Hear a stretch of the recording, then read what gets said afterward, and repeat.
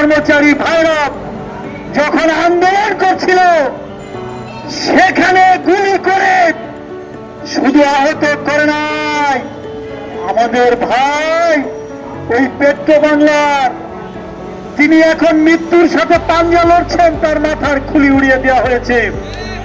বাংলাদেশে 17 লক্ষ আউটসোর্সিং প্রথার মাধ্যমে দাস বানানো হয়েছে। এই দাস সত্য নয়, তাদের স্থায়ী নিয়োগ দিতে হবে। আগামীকাল থেকে রমজান শুরু হওয়ার কথা, অর্থাৎ 1লা মার্চ থেকে রমজান শুরু হবে। এপ্রিলের 2 তারিখে ঈদ হওয়ার কথা। মাস শেষ হয়ে যাবে, মালিকরা ষড়যন্ত্র করছে, পূর্ণ মাসের বেতন ঈদের আগে দেবে না।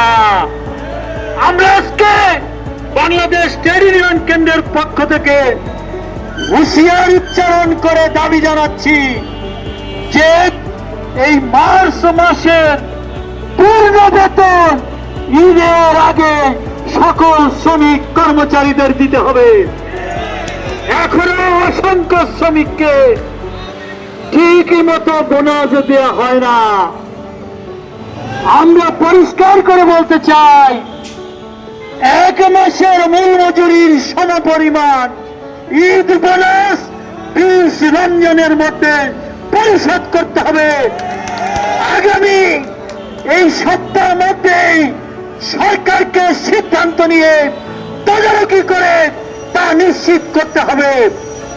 আমরা দেখি বিভিন্ন জায়গায় হকার রিক্সার উচ্ছেদ বেড়ে গেছে, নির্মাণ শ্রমিকদের উপর চাঁদাবাজি বেড়ে গেছে, সেগুলো বন্ধ করতে হবে। আমাদের নারীদের উপর ধর্ষণ, খুন, নৃশংসতা বেড়ে গেছে, সে বিষয়ে আইন শৃঙ্খলা পরিস্থিতি স্বাভাবিক করে তাদের সহিংসতা থেকে রক্ষা করতে হবে।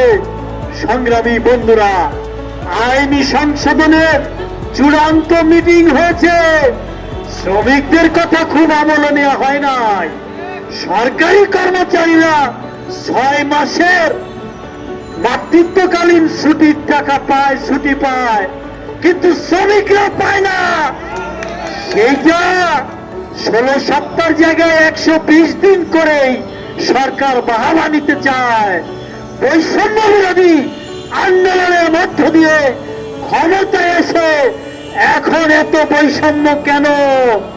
এখনো মালিক তোষণ, শ্রমিক কর্মচারীদের উপর নির্যাতন কেন? তা বন্ধ করতে হবে। বাংলাদেশ ছাড়া কোন দেশে পার্সেন্টেজ নাই ট্রেড ইউনিয়ন করার ক্ষেত্রে। বাংলাদেশে পার্সেন্টেজ নিয়ে দর কষাকষি, সেইখানে আইএলও কনভেনশন 87 এবং 98 সহ সকল বাংলাদেশের সংবিধান এবং জাতীয় শ্রমনীতি অনুসারে শ্রম আইন করতে হবে। আমাদের শেষ কথা, বাংলাদেশের সৌদি মানুষ তাদের যদি আমলে না নেন, কোটি কোটি শ্রমিকের লড়াই সামনে অপেক্ষা করছে। সেই লড়াইয়ে সকলে ঝাঁপিয়ে পড়বেন, এই আশাবাদ ব্যক্ত করে আমি আমার বক্তব্য শেষ করছি। সবাইকে ধন্যবাদ।